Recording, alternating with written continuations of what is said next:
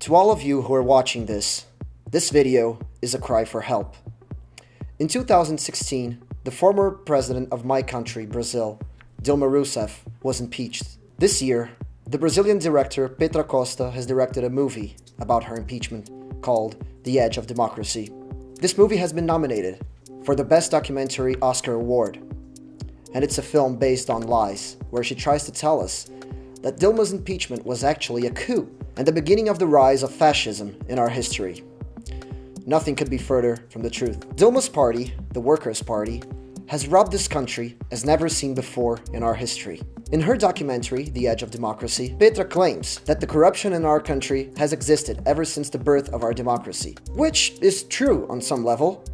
I mean, the Workers' Party did not invent corruption, but they sure did innovate it. You see, no one had done before what the Workers' Party did. They used their corrupt money and influence to bribe congressmen so they could stay in power indefinitely. Petra Costa exalts the figure of the previous president of Brazil, Luiz Inácio Lula da Silva, the biggest liar and thief this country has ever known.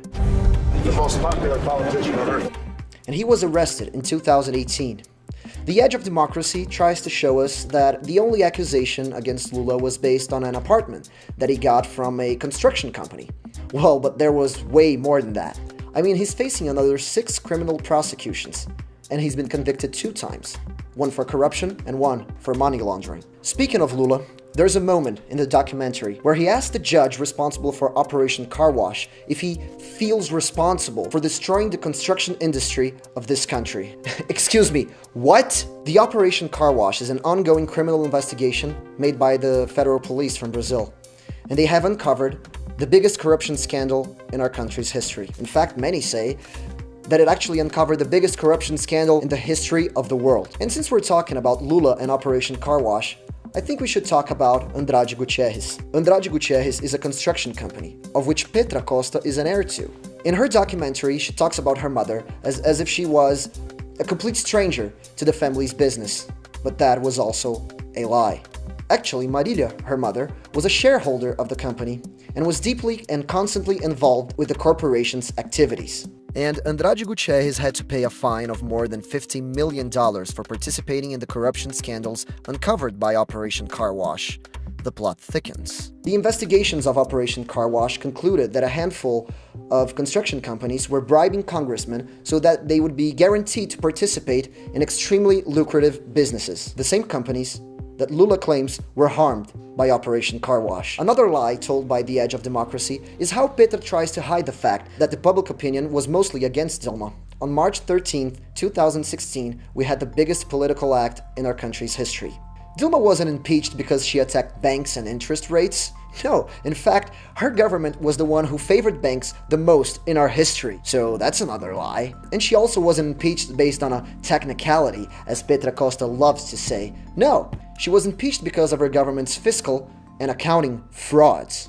In fact, our Federal Accounting Office in 2015 rejected Dilma's accounts based on those fiscal frauds. And that was the main argument of the impeachment request. And by the way, the Workers' Party never helped with the income inequality of our country. In fact, a study made by World Wealth and Income Database concluded that the income inequality wasn't really changed during the Workers' Party government.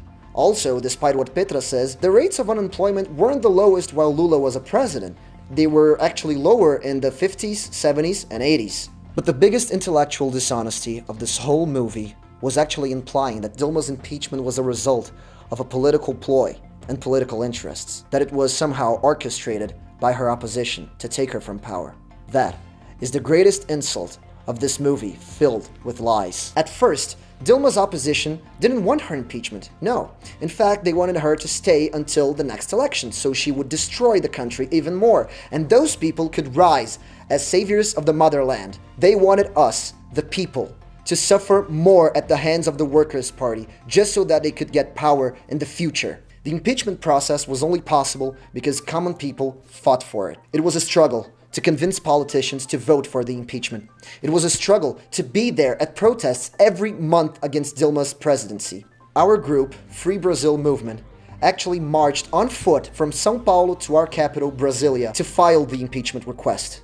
And we actually made a documentary of our own, which tells the true story of Dilma's impeachment. The movie's available right now on iTunes. You should definitely go watch it. It's called The March for Freedom. We recommend you to watch it, so you can see the story that the Oscars and Netflix are trying to hide from you. This was a people's fight, not some congressman's or politician's fight. No, our fight. And no matter how many lies Petra Costa says, or what she does, or how many people see her movie, she will never take that away from us. This is why I need you to share this video to as many people as you can. In the description, I list every single lie that Petra Costa told in her documentary. Please go see it and share it with anyone who has seen The Edge of Democracy. That liar cannot win. Please, help us spread this message to the world. Thank you for watching.